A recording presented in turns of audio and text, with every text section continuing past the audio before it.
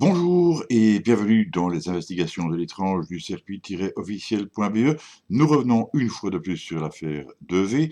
Tranquillisez-vous, on approche tout doucement de la fin. La grande explication. En attendant, vous allez voir ici une présentation, donc, qui fait toujours partie de ce fameux atelier. Vous avez l'habitude maintenant avec les vidéos précédentes, dans laquelle on va aborder certains points de détail que vous pouvez éventuellement passer si vous êtes un parapsychologue chevronné, si vous êtes vraiment un mordu, un féru de la question, si déjà vous avez l'impression de pratiquement tout connaître sur le sujet. Mais moi, je vous conseillerais quand même de la regarder parce que vous allez voir un petit peu le travail de Sherlock Holmes à l'œuvre. Vous allez voir comment, bon, sur toutes les interrogations des requérants, eh bien, on peut dégager ces points avec des questions de logique. Et plutôt que de faire beaucoup de blabla pendant des heures, je vous propose de commencer directement le débat. On y va. Nous en arrivons à la cinquième partie qui concerne donc les explications sur cette affaire de V. Et vous avez remarqué donc que cette fois-ci on est passé sur un fond totalement blanc. Et on va donc en arriver également à la dédramatisation de l'affaire. Alors, objectivement, parce qu'il faut toujours parler avec un maximum d'objectivité, dans son enquête, le CERPI est allé à l'encontre de ses principes sacrés, notamment en omettant de vérifier l'authenticité des faits. Par exemple, FDM nous a seulement été raconté, on n'a pas pu aller sur place, s'assurer donc du fait que les phénomènes aient été établis ou pas. On a été bien obligé de se baser sur la parole des requérants que nous ne mettons toutefois pas en doute, ne serait-ce qu'à cause de leur état d'anxiété. Mais ce n'est pas suffisant, mais de toute façon, bon, on n'a pas la possibilité, parce qu'on n'a pas les prérogatives judiciaires d'entrer dans un endroit qui est déjà occupé, qui est clôturé, etc. Mais il existe de toute façon euh, d'autres points qui nous permettent d'avoir une sécurité absolue sur la véracité des faits. Alors, on peut aussi considérer que s'ils ont appelé un prêtre exorciste, ce n'était pas pour rien. Hein, c'est que forcément, ils devaient quand même considérer qu'il se passait quelque chose chez eux. Même chose pour l'évêque gallican. C'était pas seulement parce qu'ils se sentaient un petit peu seuls chez eux qu'ils ont appelé un évêque gallican. Et pour la petite histoire, je signale que chez les gallicans, il y a plus d'évêques que de curés. Ils n'ont pas non plus appelé les géobiologues pour faire passer le temps, et de la même manière, ils n'ont pas eu recours à Dominique comme ça, par hasard, et de la même façon qu'ils n'ont pas fait appel à la grosse machine du Serpi, tout simplement pour demander un itinéraire de bus. Alors, nous avons fait confiance aux témoignages des habitants, notamment parce que, pour une fois, et une fois n'est pas coutume, nous avons pu remarquer par nous-mêmes un phénomène de déplacement d'objets. Alors de quoi s'agissait-il? Il s'agissait tout simplement de ma valise qui a fait à peu près ceci. Hein. Donc sans aucune intervention humaine, alors qu'il n'y avait personne dans la pièce et qu'il n'y avait aucun événement qui permettait d'expliquer ce déplacement en question. Alors, il y a évidemment des tas de choses à dire sur cet épisode de la valise. Tout d'abord, ben, j'étais hyper heureux, c'était sublimissime, je m'étais dit, lors de cet épisode, ah, pour une fois, nous disposerons d'un enregistrement, un enregistrement vidéo avec de l'appareillage performant, donc on va avoir des bonnes images, des images de qualité, pour pouvoir démontrer donc l'existence d'un déplacement sans intervention humaine. Eh bien, j'ai dû déchanter parce qu'en fait, tout simplement, la manifestation en question se passait hors cadre, hors champ de la caméra. Donc de ce côté-là, c'était raté. C'était pourtant assez magnifique parce que la valise en question se trouvait dans une chambre, donc, dans laquelle il ne se trouvait plus personne. Nous avions tout passé en revue, la valise était posée sur le lit il a été passé au peigne fin, il n'y avait aucun fil, aucun trucage, aucune supercherie possible, il n'y avait pas d'animal qui pouvait intervenir, il n'y avait pas non plus dans la valise des petits pois sauteurs du Mexique, il n'y avait pas non plus d'animal style marsupilami, vous vous en doutez. Donc, amère déception, parce qu'on pouvait disposer d'un document vraiment probant qui aurait montré à toute la population et à tout l'ensemble des sceptiques la possibilité de l'existence de ce type de phénomène. Mais quand on y réfléchit bien, finalement, de toute façon, ça aurait été un coup dans l'eau, parce que lorsque vous disposez d'une bonne photo, même si elle est authentique, si vous disposez d'une vidéo, même si elle est absolument authentique, il y aura toujours des gens pour vous dire qu'il s'agit d'un fait, tout simplement. C'est un trucage, vous avez menti, bon, ça ne prouve rien. Finalement, donc les photos, à quoi servent-elles?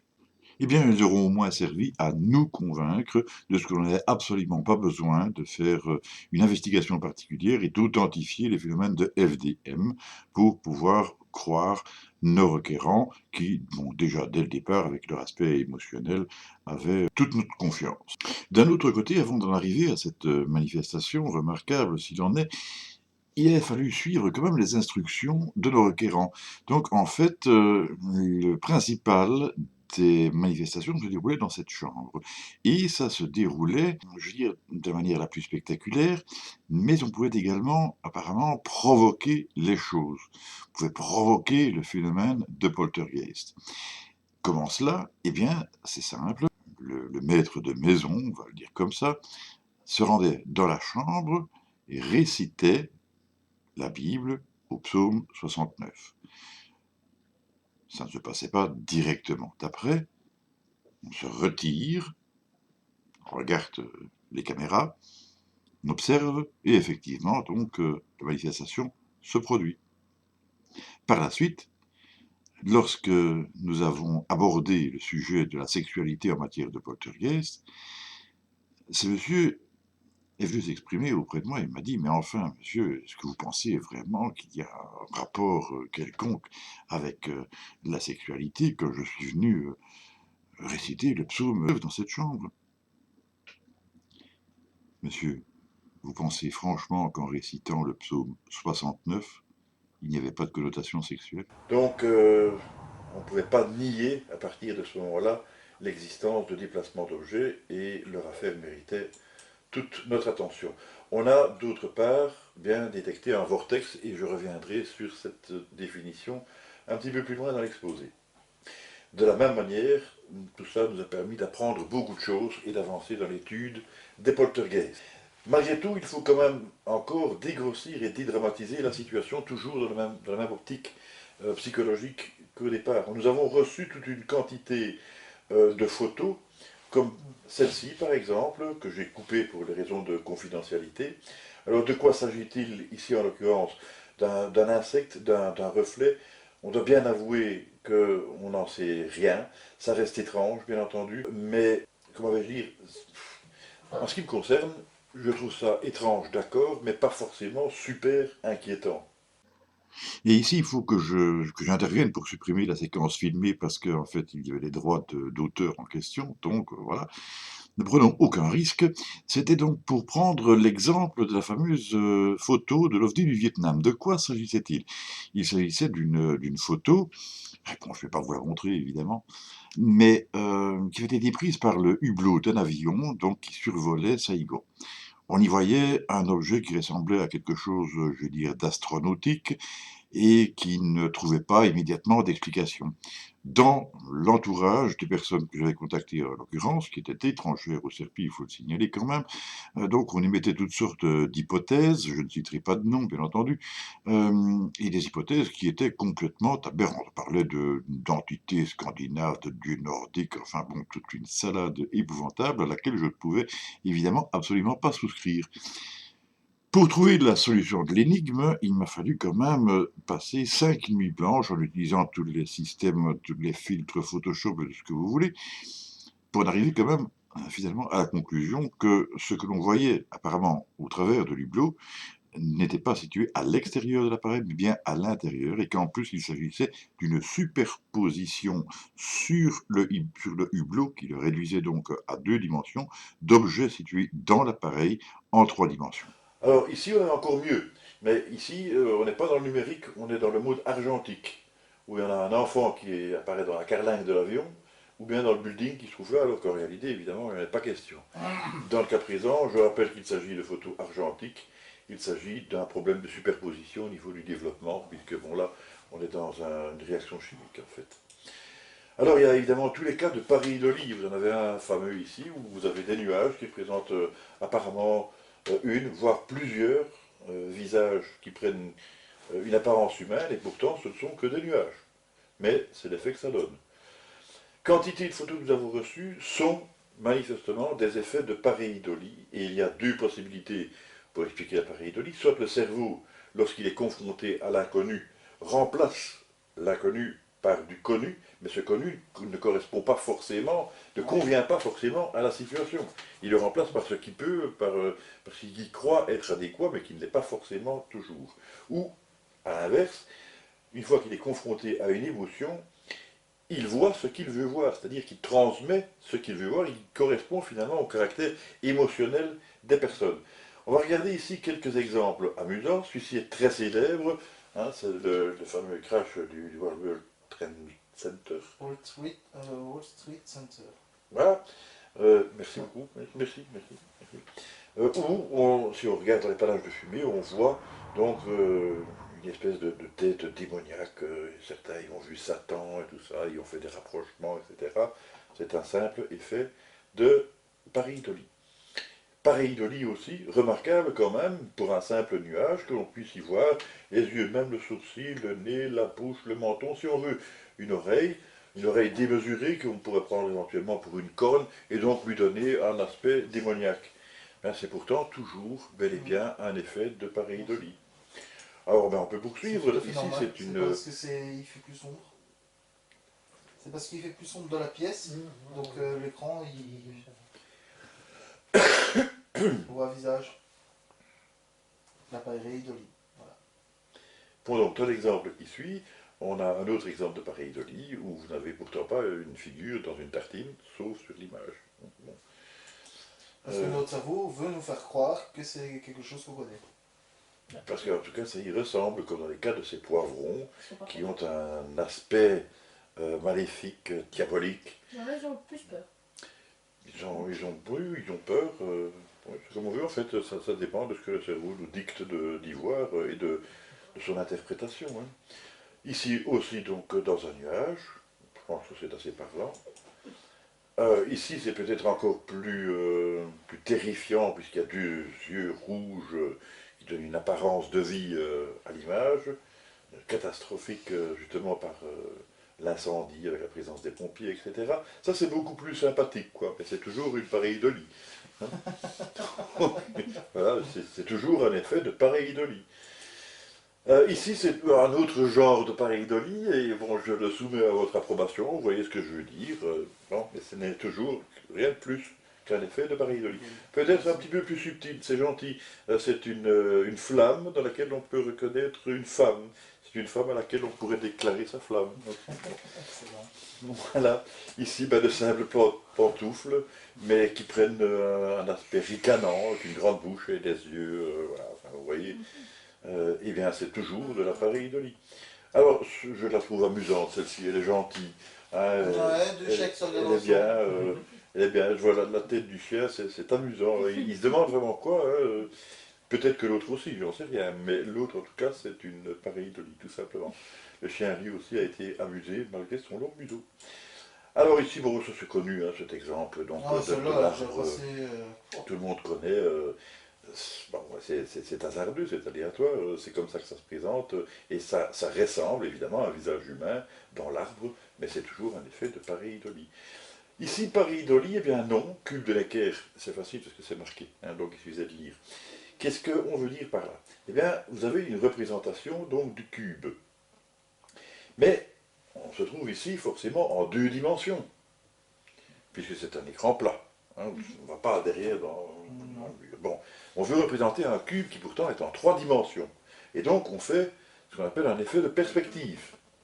C'est-à-dire qu'on trace les lignes pour représenter l'effet du cube. Sauf que ce cube, selon l'angle et la façon dont vous le regardez, vous pouvez le voir soit de deux manières différentes. Soit qui part vers l'arrière, ou soit qui vient vers l'avant. Exactement. Si vous regardez par exemple la partie jaune, vous pouvez considérer que c'est l'entrée, et dans ce cas-là, vous avez le cube qui s'enfonce, et cette partie ici est le fond. Ou bien, il faut que je parvienne à rétablir moi-même l'image, vous avez l'entrée qui est ici, le cube qui va vers l'arrière, et vous avez le fond qui à ce moment-là devient la partie jaune. Et pourtant, c'est toujours le même cube, c'est toujours la même représentation, ce sont toujours les mêmes lignes. Il est évident qu'en nous présentant toutes ces photos, les requérants essayaient donc de nous convaincre de la réalité des phénomènes qu'ils pouvaient observer et qui justifiaient donc leur état d'émotion profonde face à tous ces phénomènes. Mais, pour les raisons que je viens d'évoquer, nous avons dû rejeté la plupart, la quasi-totalité. Mais j'ai dit la quasi-totalité, je n'ai pas dit la totalité. Et donc il en restait certaines qui étaient, sinon inexplicables, du moins inexpliquées. Alors, est-ce que les photos n'auraient, dans ce cas-là, servi à rien? Eh bien, on ne va pas aller jusque-là. On va dire qu'au contraire, elles nous auront été très utiles, d'autant plus qu'on peut faire un parallèle avec l'affaire d'Arquatripon, où l'on a retrouvé des photos dégradées de l'épicentre des phénomènes, où vous voyez donc ici un exemple, et là aussi il s'agit d'une photo argentique.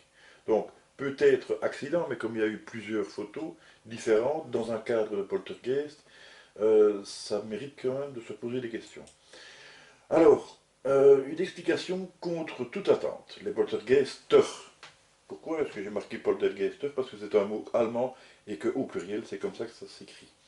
Semblent capables, dans leur manifestation, de modifier des documents photographiques, c'est-à-dire multiplication des effets de pareidolie, dégradation des épreuves, à la fois pour semer le doute, c'est-à-dire par exemple pour brouiller les pistes, parce qu'il y a un esprit malin, rappelez-vous, un esprit non seulement frappeur ou bruyant, mais aussi un esprit espiègle ou taquin, pour inquiéter davantage les victimes, et nous allons voir plus loin quel en est le processus. Il peut paraître dangereux de prétendre que le phénomène de poltergeist puisse influencer l'impression des photos, surtout en numérique. Mais je vais citer quand même l'exemple, et à ce sujet-là, pratiquement tous les ufologues seront d'accord avec moi, je pense, l'exemple donc de ces manifestations d'ovnis qui génèrent des phénomènes paranormaux et notamment celui de poltergeist. D'autre part, par la suite, dans ces exposés, vous allez pouvoir obtenir l'explication de la dynamique de ce phénomène. On a eu le problème des horloges qui étaient pressées, comme moi je l'ai appelé. Ici aussi, j'ai recadré la photo pour éviter donc de retrouver les coordonnées des requérants. Que se passait-il avec ces horloges? Bien, il se fait que si on arrivait chez eux, par exemple, qu'on prenait une tasse de café, qu'on discutait, on avait regardé l'heure avant de commencer, 20 minutes après, on se retourne, il y a 4 heures qui sont passées au cadran. Là, c'est quand même vite hein, pour une horloge. Donc, pas tout à fait normal. Et le problème, c'est qu'il y avait une deuxième horloge qui faisait à peu près pareil, mais moins fort, on va dire, avec une moins grande incidence. Évidemment, ça les intriguait très fort. Là aussi, ils y voyaient un effet tout à fait anormal, quelque chose à la rigueur de surnaturel. Et pourtant, c'est explicable tout à fait rationnellement, dans ce cas-ci. Parce qu'au bout d'un certain temps, à force de regarder cette horloge, j'ai regardé l'aiguille des minutes en même temps que celle des heures. Et j'ai vu qu'à chaque seconde, évidemment, il y a un petit mouvement donc, de l'aiguille qui correspondait exactement à celui des minutes. Autrement dit, l'angle était chaque fois respecté, les aiguilles étaient, si vous voulez, collées et respectaient toujours le même angle. Dans ce cas-là, il suffit donc de 5 minutes pour passer par la grande aiguille d'une heure à l'autre. Et effectivement, au bout de 20 minutes, il y avait 4 heures qui étaient passées. Donc simplement, problème au niveau du mécanisme, simple problème mécanique, probablement parce que cette horloge n'est pas ouverte d'une glace, et que comme on a changé les heures il y a quelque temps, au lieu d'aller tourner derrière au bouton adéquat pour régler les heures comme il le faut, eh bien, on l'aura fait à la main et on aura un peu forcé le mécanisme. Même chose sur l'autre horloge qui présente les mêmes caractéristiques. Donc, explication rationnelle. J'espère qu'elle vous satisfait. Alors bon, il y avait d'autres problèmes dans cette maison, des histoires de craquements au niveau d'une poutre notamment, d'une plaque de gyproc qui est tombée, mais il faut quand même rester rationnel aussi. Si on y met 2 vis qui tiennent à peine, il faut s'attendre à ce que la plaque de gyproc ne tienne pas. On a vu qu'il y avait des problèmes de stabilité dans cette maison qui a été construite à partir d'une maison plus ancienne et qu'il y avait ce qu'on appelle des puits de stabilisation, n'est-ce pas maintenant? Donc en fait ça ce sont des problèmes structurels qui sont sans aucun rapport avec le poltergeist et que les habitants devront réduire par des moyens traditionnels, c'est-à-dire en appelant les corps de métier appropriés, mais ça n'a donc rien à voir avec le poltergeist. Ce qui n'empêche pas que le poltergeist puisse exister. Il y avait aussi un vase qui s'était écrasé, qui avait été apparemment projeté à partir de la cheminée. Et de ce côté-là, on peut émettre certaines objections. qui ne sont peut-être pas opportunes en fin de compte. En fait, donc on n'a pas vraiment la solution de l'énigme, on va laisser ça en suspens. C'est-à-dire que ça ne correspond pas vraiment au comportement typique du poltergeist, mais je l'ai bien dit tout à l'heure, il existe des cas atypiques aussi. Si on s'en réfère au professeur Dirkens, dans l'affaire d'Arquatripon, il expliquait en utilisant une expression qu'il n'aimait pas lui-même, il le disait, c'est un peu comme si une main invisible avait transporté tel ou tel objet, donc plutôt qu'une projection.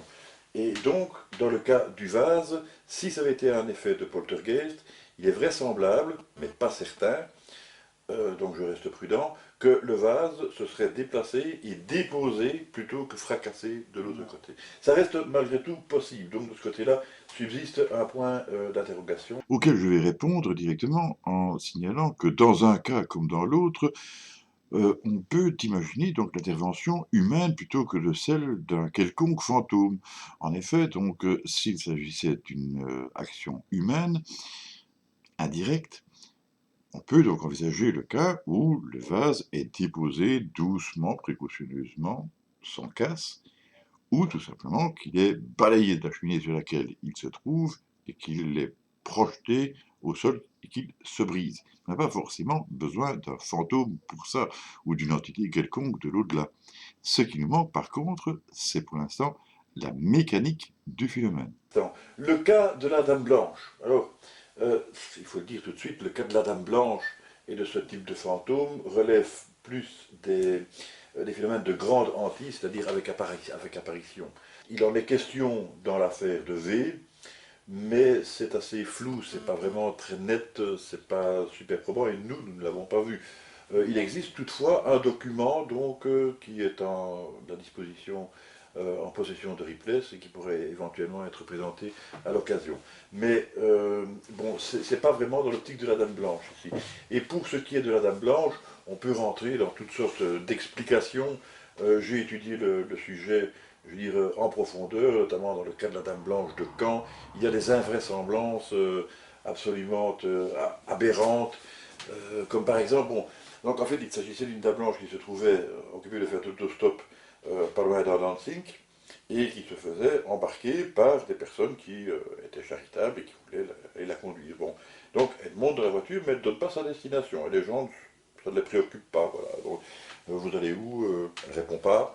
Bon, ça fait rien, on va rouler quand même, et on verra bien, on va la déposer n'importe où. Bon. Alors, ils ont tous des grandes voitures, mais il y a quelque chose qui est aberrant. La personne, l'autostoppeuse, la Dame Blanche, se met toujours à l'arrière où se trouvent déjà deux personnes. On ouvre la portière, il y a deux personnes qui sont à l'arrière, il y a une personne qui sort pour laisser la Dame Blanche se mettre au milieu. On repart. Personne ne s'imagine qu'il suffit de se serrer un peu au milieu de la voiture pour laisser passer la personne qui de toute façon va devoir sortir.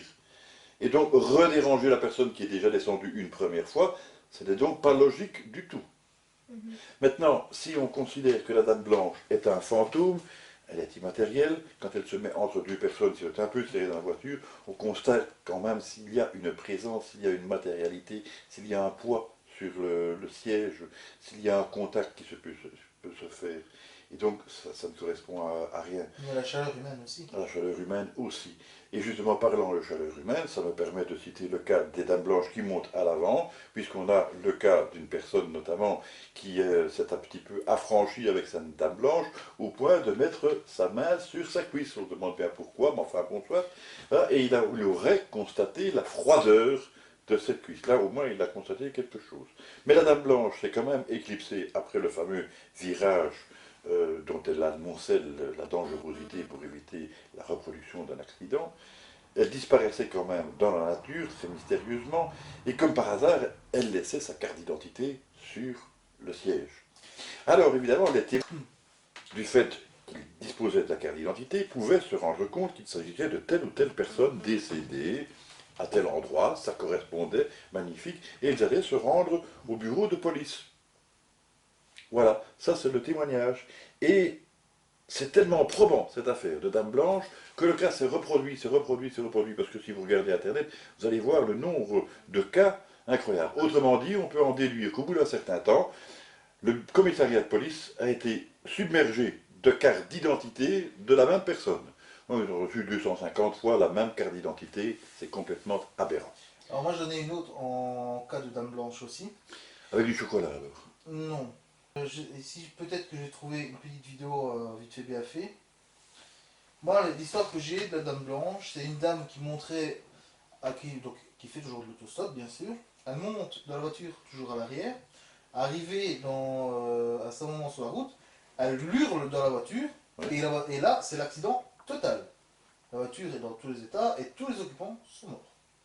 Oui, ben donc dans ce cas-là, c'est une dame blanche ratée, puisque son but c'était d'éviter l'accident.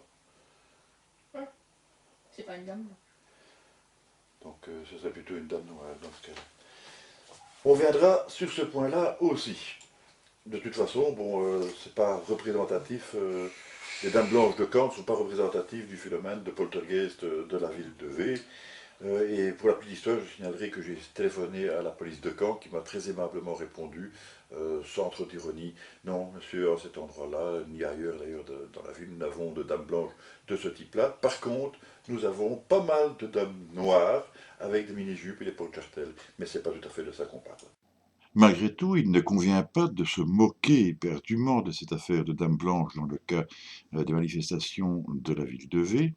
Il y a très peu d'observations, je l'ai dit, il y a un flou, mais les requérants ont quand même observé quelque chose qui ressemblait à ce genre d'apparition.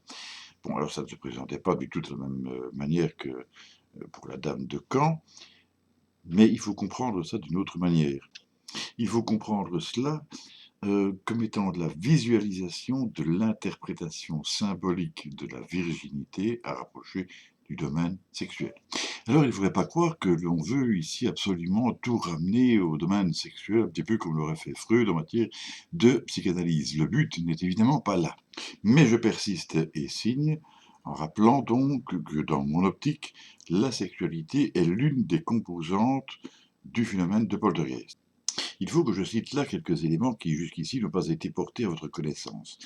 Et ça se passe notamment dans la configuration, ou disons dans le schéma, l'historique global de l'affaire. Donc, initialement, les requérants étaient partis donc AFDM, c'est une abréviation justement pour dédramatiser la localité et en même temps pour ne pas la citer, et c'est là qu'ils avaient remarqué des tas de manifestations absolument épouvantables qu'ils avaient touchées très fortement sur le plan émotionnel. Voyant qu'ils ne pouvaient pas emménager dans cette maison, mais comment se présente déjà cette maison? Cette maison était plutôt vaste et pouvait se diviser en deux parties qui auraient été occupées d'un côté par les parents, de l'autre côté par le couple constitué par leur fille et son compagnon. Bon, ça ne s'est pas fait, ils ont dû revenir dans leur première maison, la maison du bonheur jusque-là, mais cette maison est beaucoup trop petite pour pouvoir les accueillir tous, du moins à longue échéance. Parce que le couple a désormais deux enfants en bas âge, qui reviennent dans une maison trop petite. Alors quand on regarde la configuration des lieux dans cette nouvelle ancienne ou ancienne nouvelle maison, eh bien, qu'est-ce qu'on voit? On voit que on monte à l'étage, on arrive directement dans la chambre des parents, donc les sexagénaires, si vous voulez. C'est dans cette chambre que se déroule la majeure partie des phénomènes, les phénomènes les plus spectaculaires, et c'est aussi à partir de cette chambre que l'on accède à la chambre des nouveaux parents. Mais vous comprenez que c'est contigu, et que donc à ce moment-là se pose un problème d'intimité. C'est évidemment un problème qui va nuire profondément à une sexualité épanouie, je dirais, tant du côté des enfants des sexagénaires, qui dorment avec les enfants entre le mari et la femme. Et de l'autre côté, les parents sexagénaires ne peuvent pas faire non plus ce qu'ils veulent. D'autant plus que les deux chambres sont à peine séparées, je veux dire, par une cloison avec une petite porte qui, en plus, de temps en temps, est ouverte, parce qu'ils ont peur. Dans ces conditions, la virginité apparaît bien comme une façon imagée d'exprimer le concept de la femme intouchable, inaccessible, et c'est valable pour les 4 adultes. En fait, qu'il s'agisse donc des hommes ou des femmes. Pour les femmes, elles sont chacune inaccessibles à leur mari, intouchables, et pour les hommes, eh bien, ce sont leurs femmes qui sont inaccessibles ou intouchables. On les compare à des vierges. Alors, quel est le rapport avec le phénomène de poltergeist? C'est bien simple. C'est que cette situation, évidemment relativement déplorable, va aboutir à des tensions, à des frustrations de plus en plus importantes au fur et à mesure que le temps passe. D'autant plus qu'on sait qu'il n'y a pas réellement de solution à brève échéance. Donc, chacune des personnes apparaît de plus en plus comme la casserole à pression que j'évoquais précédemment. C'est cette situation qui entraîne un phénomène catalytique d'extériorisation. Les gens veulent exploser, doivent sortir ces tensions par un biais qu'ils ne disposent pas comme de manière classique. Et ils vont devoir en trouver un autre. Alors tout ça c'est bien beau, on dispose de pas mal d'éléments relativement convaincants qui font partie des composantes du poltergeist et que l'on retrouve dans la plupart des autres cas de poltergeist, mais on ne dispose toujours pas de cette foutue mécanique, ce fameux processus qui régit le phénomène en lui-même. Et c'est ce que nous allons voir dans la prochaine vidéo. Parce que cette fois-ci, c'est sûr, on va arriver au dénouement de l'affaire. Nous allons pouvoir vous l'expliquer en détail. Ce sera sans doute la partie la plus compliquée, donc vous êtes avertis, quoi. En attendant, il me reste donc à vous remercier de votre attention. Et, comme je le dis d'habitude, je vous souhaite plein de bonnes choses. Bye bye, à bientôt, portez-vous bien.